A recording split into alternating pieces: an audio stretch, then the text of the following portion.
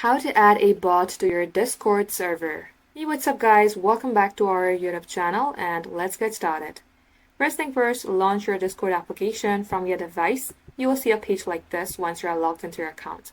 Now, in order to add a bot, first of all, select a server. In my case, I'm selecting my this server. You will see the name here. Let's go ahead and expand this button and click on Server Settings. As you do so, scroll below under Apps. You will see App Directory. Click onto it. You will see various apps here. If you have anything specific that you would like to add, you can also click on the Search app, then type in your thing.